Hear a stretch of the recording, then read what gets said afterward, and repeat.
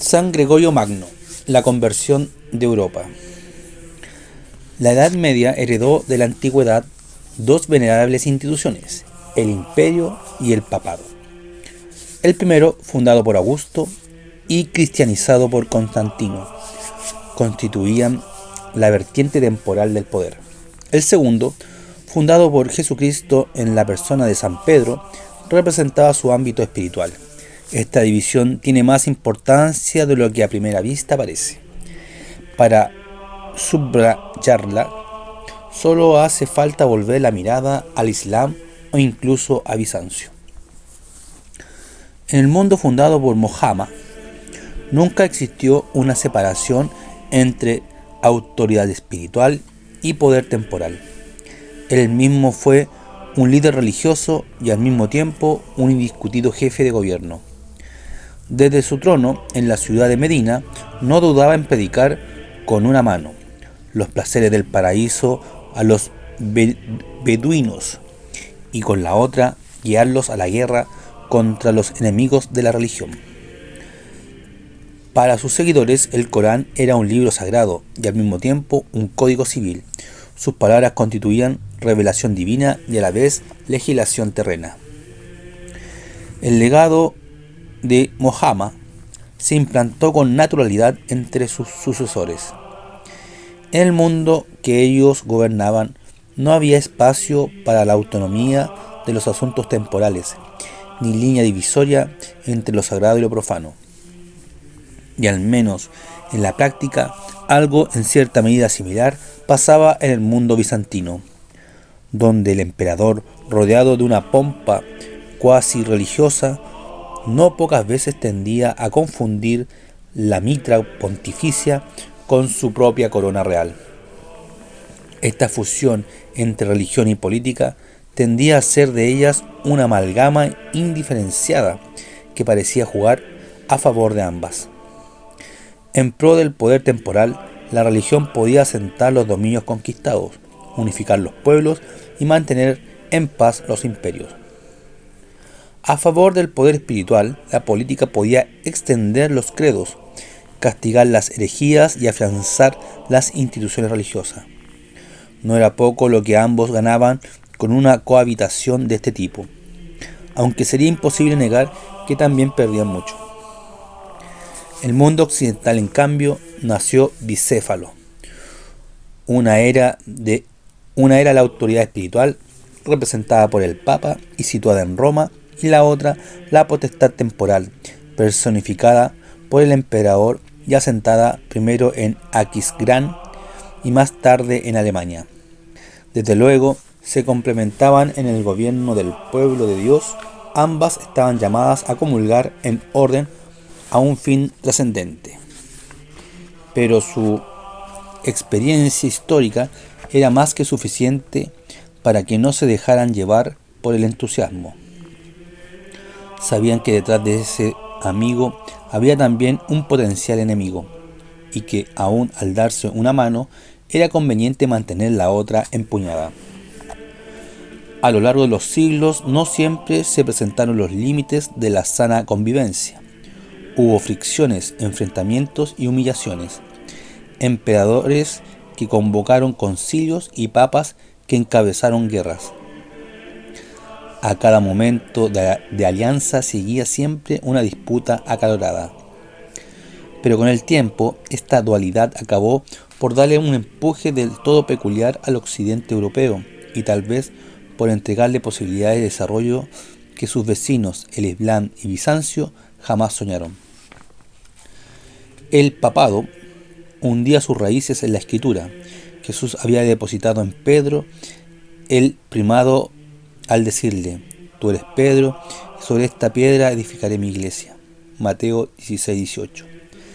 30 años más tarde, el príncipe de los apóstoles había muerto en Roma, y para los creyentes, desde esa misma época, la sede romana había comenzado a ocupar en la iglesia el mismo lugar que él había ocupado entre los apóstoles. En realidad existen datos para confirmarlo. Ya desde finales del siglo I, los obispos de Roma intervenían con mayor o menor diligencia en asuntos eclesiásticos fuera de su ciudad, y al inicio del siglo II, San Ignacio de Antioquía llamaba a la sede de Roma la iglesia que preside en la caridad. En todas las disputas Roma jugaba un papel relevante, y no existía ningún teólogo, fuera ortodoxo, cismático o herético, que en algún momento de la polémica no apelara a la autoridad del Papa. No fue extraño, por tanto, que la figura del obispo de Roma se engrandeciera con la conversión de Constantino, y que los teólogos comenzaran a desarrollar la doctrina católica de la primacía romana. Cuando cayó el Imperio de Occidente, la figura del Papa quedó como un referente esencial en un mundo huérfano de poderes, y algunos pontífices notables, especialmente León Magno, acabaron de consolidar su prestigio. Se trataba de un relevo histórico. La antigua Roma imperial se estaba convirtiendo en la nueva Roma pontificial o pontifical. Fue por esta época cuando por primera vez se anunció en Occidente una doctrina que llegaría a ser capital para el mundo del medioevo. En el año 492, el Papa Gelasio era carta al emperador de Oriente. Se permitía recordar que dos poderes gobiernan el mundo: la autoridad sacra del pontífice y el poder imperial, subrayando como buen papa que el uno y el otro son los sacerdotes quienes soportan el mayor peso, pues en el juicio final tendrán que rendir cuentas no solo a sí mismos, sino también de los reyes. Se trataba del primer bosquejo de la doctrina de los dos poderes, el mismo que siglos más tarde serviría de base a los canonistas para construir la teoría política de la superioridad del poder espiritual. Desde luego, no era asunto simple proponer una idea como esta ante el emperador de Constantinopla, habituado a intervenir en concilios, a condenar teólogos y a nombrar obispos. La religión era parte integrante de la vida política en Bizancio, y aunque el Imperio Oriental reconocía genéricamente el primado de Roma en asuntos de fe, le resultaba comprensiblemente inaceptable la disciplina de Gelasio. Por más espiritual que fuera, un poder lejano y aún superior era demasiado para una corte acostumbrada a dictar ella misma las políticas religiosas que pareciesen convenientes al imperio. Con estas premisas es fácil comprender por qué las relaciones entre el papado y Bizancio constituyeron un capítulo amargo en la historia del medioevo. Sobre ese escenario, las arrogancias mutuas acabaron de sellar el destino de Occidente. El cisma religioso en el año 1054 vino a dividir para siempre el mundo cristiano.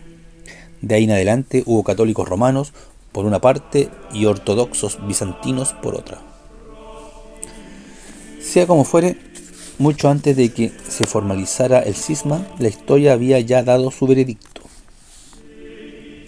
Desde el siglo VII, Bizancio tendió a ensimismarse en sus propios asuntos, y el papado se vio obligado a buscar nuevos horizontes, si bien para eso tuvo que surgir el hombre capaz de señalarle el rumbo.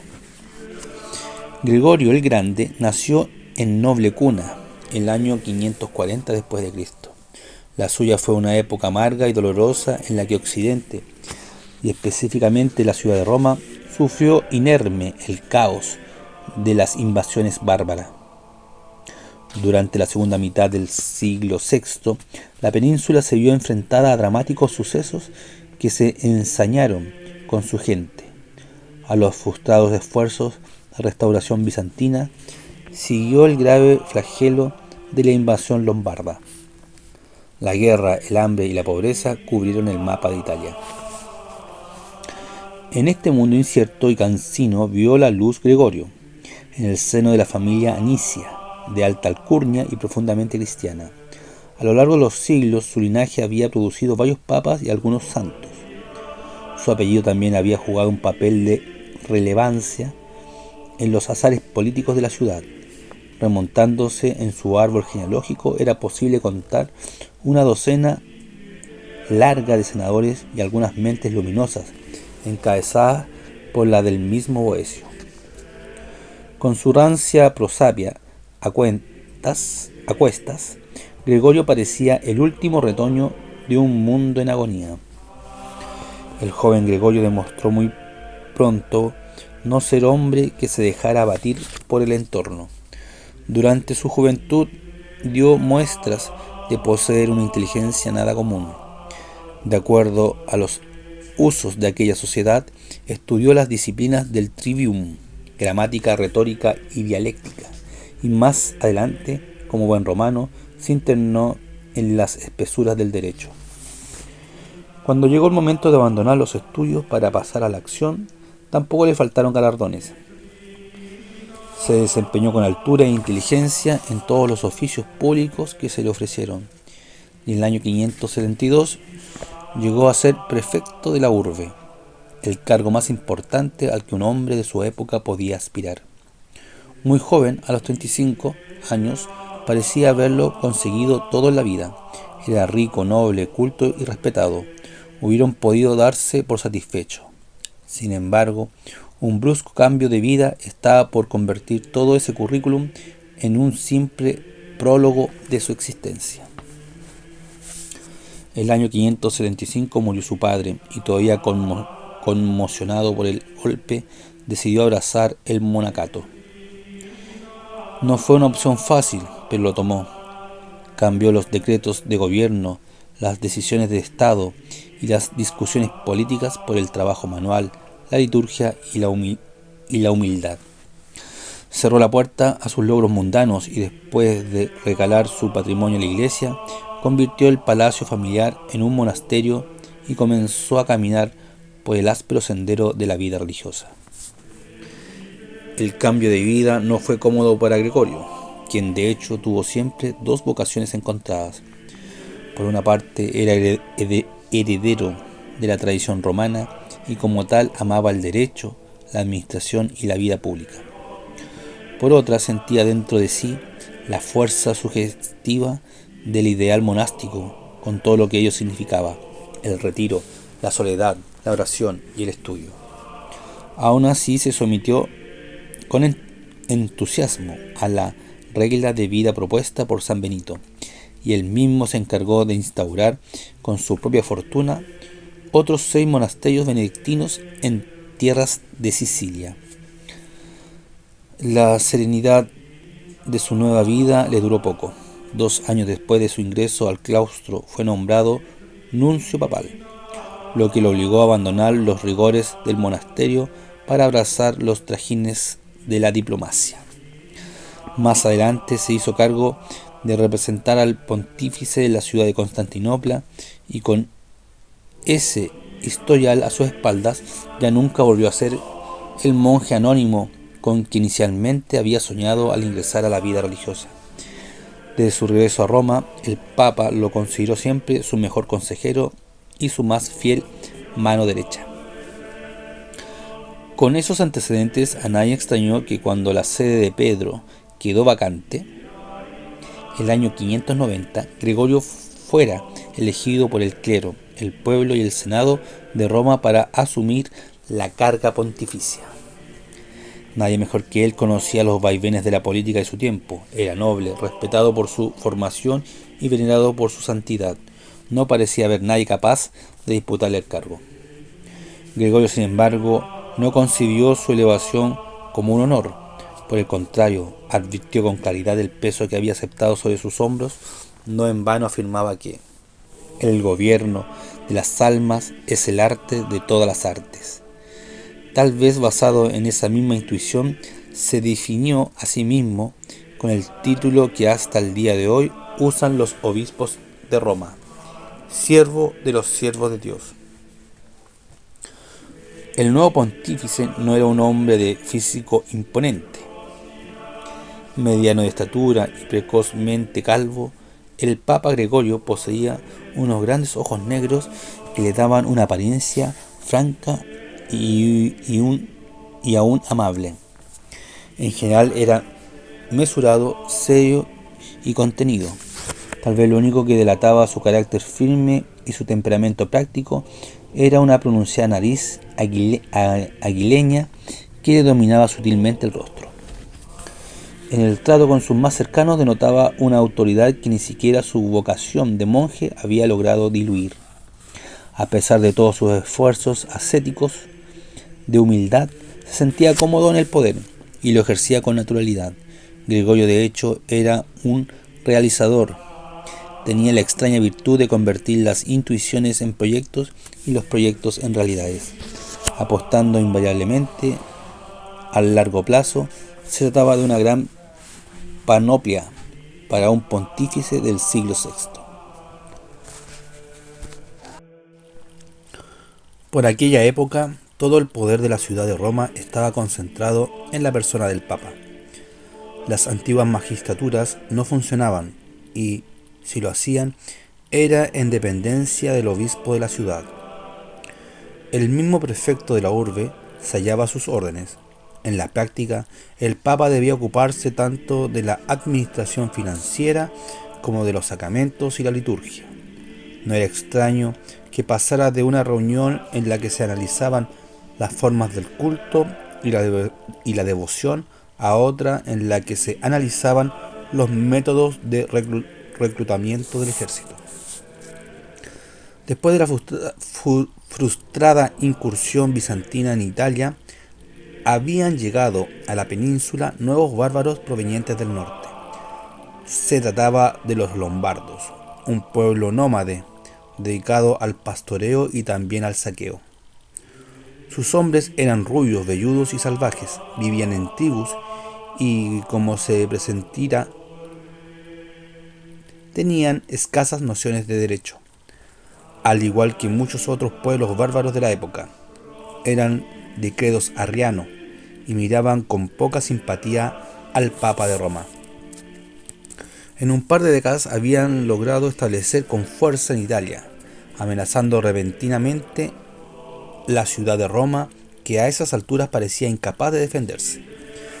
Ante ese peligro, el Papa Gregorio había mandado pedir ayuda a Bizancio, pero el imperio, rumiando su antigua derrota, había vacilado primero, terminando después por desentenderse. Abandonado por la tradicional aliado, Gregorio debió hacer frente a una situación insoportable. El año 593 la ciudad de Roma sufrió un asedio amargo y prolongado. El pontífice negoció una paz extenuante con los lombardos, aunque para ello tuvo que entregarles buena parte de los tesoros custodiados en su sede. Finalmente, el año 599, el Papa consiguió un acuerdo que dividió la península en 3 zonas de influencia, una romana, otra bizantina y otra lombarda. Considerando las condiciones en que tuvo que bregar, se trató de un gran éxito para el papado y para toda Italia. Gregorio, sin embargo, no se dejó atrapar por las circunstancias. Aunque era un gran mérito que la sede romana sobreviviera a todos los embates de la historia, el Papa tenía la mirada proyectada hacia el futuro. Como todo visionario, pensaba en grande. Y por más dramáticas que fueran sus condiciones, jamás perdía de vista el panorama global que le ofrecía el entorno. Aún en medio de su disputa con los lombardos, siempre se las había arreglado para mantener contacto con la reina, la lombarda, Teodolinda, que era católica. La relación se reveló providencial. Después de la muerte de su marido, la soberana afianzó su posición en la corte y terminó casándose con un príncipe bárbaro. Cuando el año 603 dio a luz a un hijo, este fue bautizado según el rito romano. Fue el inicio de la conversión del pueblo lombardo. Gregorio era consciente de que su obra no se agotaba manteniendo a flote a la ciudad de Roma. Por el contrario, el Papa comprendió que ese conjunto de pueblos bárbaros que lo rodeaba por el occidente constituía el futuro de la cristiandad. Era preciso sacudir el peso de la inercia, romper con los moldes establecidos y buscar para la Iglesia nuevos horizontes. Los tiempos, por lo demás, estaban maduros para ello. La España visigoda del rey Recaredo había abjurado de la fe arriana para abrazar la católica romana en el Concilio III de Toledo el año 589. La isla de Irlanda se había convertido a la fe católica bajo el patronazgo de San Patricio durante el siglo V. El reino franco era ya católico desde la conversión de Clodoveo en el año 496, y los burgundios, antiguamente arrianos, se las habían arreglado durante la primera mitad del siglo VI. Los ostrogodos habían sido borrados del mapa por la intervención bizantina en Italia, y lo mismo había sucedido con los vándalos del norte de África tras la conquista de Belisario. La figura del Papa estaba a punto de adquirir dimensiones impensadas. Solo era preciso un gigante de la talla de Gregorio que supiera medir el momento que le ofrecía la historia, que reforzara los lazos del papado con toda la cristiandad y que lanzara una nueva ofensiva pastoral, no solo entre las tierras más cercanas como África, España o Francia, sino incluso más allá. Y eso fue lo que hizo. Gregorio mantuvo contacto con todos los rincones fieles al cristianismo. Se conservan más de 800 cartas suyas, que seguramente constituyen solo una fracción de las que efectivamente envió. Mantuvo correspondencia con todos los reyes y soberanos de su entorno, y lo mismo hizo con los obispos, a los que convirtió en el perno de su estrategia eclesial, e incluso con los patriarcas orientales de Jerusalén, Antioquía y Alejandría. Aún en toda la precariedad de sus condiciones, Gregorio estaba logrando crear en torno a él una comunidad de pueblos que lo miraba con respeto y aún con veneración. Más aún estaba poniendo los fundamentos de la unificación católica del occidente europeo. Su obra más significativa fue la empresa misional que estableció en Inglaterra. En esta nación tan profundamente ajena al antiguo orden imperial, Gregorio demostró la profundidad de su genio y el tenor de la nueva cristiandad, que había tomado como norte. Mucho antes de llegar al solio pontificio, Gregorio había soñado con ir personalmente a esas tierras lejanas a predicar el Evangelio. Una vez elegido sumo pontífice, puso toda su energía en el mismo proyecto. El Papa estudió acuciosamente la situación de la isla y se encargó de enviar monjes benedictinos para predicar la fe cristiana a los pueblos paganos que la habitaban. La primera misión papal fue enviada al reino de Kent, bajo el mando del monje Agustín de Canterbury. Poco a poco la diplomacia romana se hizo un espacio en esas tierras bárbaras. Los misioneros recibieron del rey un permiso para predicar y le fueron entregadas varias propiedades que no tardaron en convertirse en el centro de su estrategia misional. Al año siguiente, el 597, el soberano se bautizó, y cuando el mismo rey creyó y fue bautizado, muchos más comenzaron a acudir en conjunto para escuchar la palabra y renunciaron a los ritos de sus antepasados, incorporándose a la Santa Iglesia de Cristo, puesto que creyeron. El ímpetu misionero convirtió al poco tiempo el reino de Kent en el corazón del nuevo catolicismo anglosajón. La ausencia de toda forma de coerción permitió que los pueblos nativos experimentaran pacíficamente la seducción de la fe cristiana y la elevación cultural que ésta suponía. Al respecto, el venerable Beda nos cuenta en su historia eclesiástica el caso del rey Edwin de Northumbria, muy pensativo antes de abrazar la fe cristiana. El año 627 el soberano quiso asesorarse con sus hombres de confianza. Uno de sus consejeros le dijo estas palabras, tan sencillas como inspiradas: esta vida, oh rey, es como el vuelo fugaz de un gorrión a través de la sala donde tú banqueteas en invierno con tus amigos a la luz de un buen fuego, mientras afuera arrasa la tormenta. El gorrión, que vuela rápido de una puerta a otra, está a salvo de la tormenta mientras dura su vuelo, pero después de ese momento de calma, desaparece de nuevo en la oscura tormenta de la que ha llegado. Del mismo modo, la vida del hombre dura un breve instante, pero lo que sucedió antes a lo que vendrá después, lo ignoramos por completo. Si esta nueva doctrina, la cristiana, no trae más certezas al respecto, parece conveniente seguirla. El rey siguió el consejo y otros muchos también lo hicieron, de modo que pronto la fe cristiana llegó hasta los confines de la isla. La incorporación de Inglaterra al occidente católico constituyó una obra misional impecable, asistida por la seriedad de los monjes y guiada por obispos conectados estrechamente a Roma. La isla se incorporó gradual y orgánicamente al mundo religioso y cultural de la cristiandad. La tradición misional que todo ello generó fue de vastas proporciones. Gregorio supo orientar a sus monjes apuntando a lo esencial: caridad, mesura y gradualidad. Y estas directrices generaron una fecunda síntesis entre la fe que los misioneros traían de Roma y la cultura en la que vivían los nativos en Inglaterra. Un siglo después, las misiones papales concebidas por Gregorio alcanzaron otro éxito notable. Durante los siglos VII y VIII, monjes ingleses de reciente conversión llegaron a tierras germanas trayendo la fe cristiana que antes habían recibido en su propia isla. El papado los prefirió a los misioneros francos, que podían provocar suspicacias políticas. San Bonifacio fue el gran protagonista de esta misión.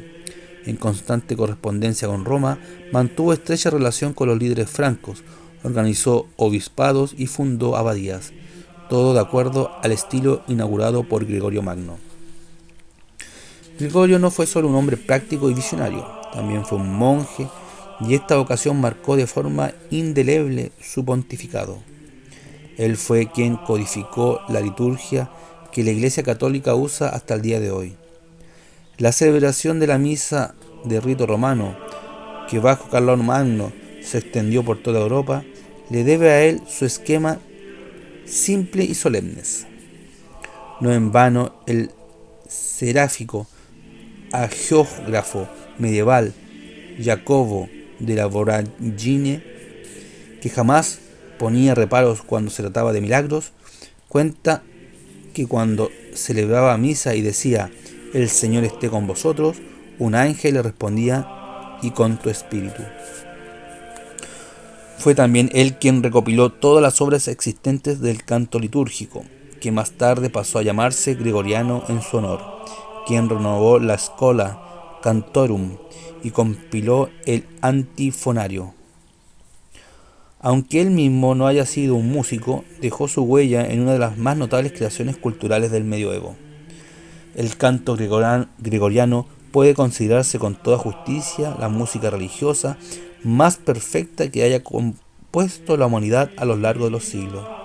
Hasta el día de hoy, su serena belleza es capaz de conmover las fibras más íntimas del ser humano. No en vano recibió de Mozart uno de los homenajes más sentidos que música alguna haya jamás obtenido. Daría toda mi obra por haber escrito el prefacio de la misa gregoriana. Gregorio fue también un teólogo y un tratadista religioso, seguramente de los más notables que produjo el medioevo. Su producción teológica y espiritual gozó de un indiscutido prestigio a lo largo de los siglos. Las crónicas más entusiastas cuentan que, mientras escribía, el Espíritu Santo se aparecía sobre su cabeza en forma de paloma. Y aunque de esto último sea lícito dudar, lo cierto es que bien podría considerarse a su obra escrita como la contrapartida espiritual de sus afanes misionales. A lo largo de sus 14 años de pontificado, Gregorio Magno puso las bases de la unificación cristiana de Europa, a pesar de que trabajó sin grandes medios, asediado por hostiles invasores y carente de apoyos políticos significativos. La magnitud de su obra terminó por agotarlo. Al final de su pontificado, el Papa cayó en un oscuro abismo de melancolía y depresión. Tal vez su incapacidad para intuir el nuevo panorama que se había gestado para la Iglesia durante su pontificado constituyó su última prueba. En sus últimos meses de vida, su proverbial capacidad de trabajo decayó y solo pudo encontrar sosiego dedicado al cultivo y cuidado de sus palomas. Finalmente, Gregorio Magno murió el 604 a los 63 años de edad.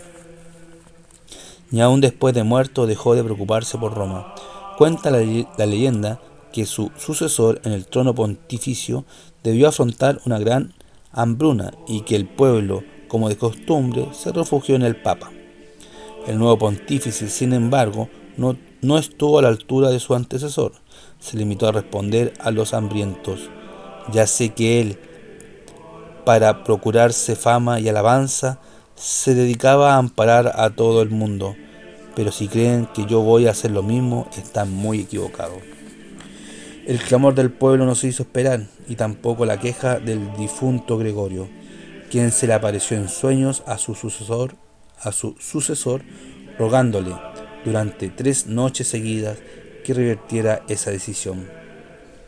Nada logró ablandar al nuevo pontífice, más preocupado de sostener las finanzas que de atender a los pobres, hasta que durante la 4ª noche, también en sueños, Gregorio lo golpeó en la cabeza. A la mañana siguiente, el nuevo papa apareció muerto. Entendemos que por tosudo, al menos así dice la leyenda transmitida por Jacobo de la Voragine. Más allá de milagros y apariciones, Gregorio fue un notable hombre de Estado, un sabio administrador y un hábil diplomático. Supo llevar adelante la barca de la Iglesia en tiempos verdaderamente difíciles y, sobre todo, vislumbrar posibilidades que para su época parecían imposibles. A ningún papa debe tanto la cristianización de Europa como a Gregorio, de modo que, con justicia, ganó el apelativo de El Grande, con que la historia le conoce. En sus manos, el papado constituyó una fiel imagen del respeto, la caridad y la humildad con que Cristo fundó a su iglesia. La trascendencia de su obra es difícil de exagerar. La formación de una comunidad de pueblos religiosamente homogénea constituyó un requisito fundamental para la consolidación de la cultura en Occidente. Sin un horizonte común, Europa no hubiera podido jamás sobreponerse a la multiplicidad de lenguas, razas y tradiciones bárbaras que la componían, ni tampoco habría podido emerger la extraordinaria vitalidad de la que estaba dotada.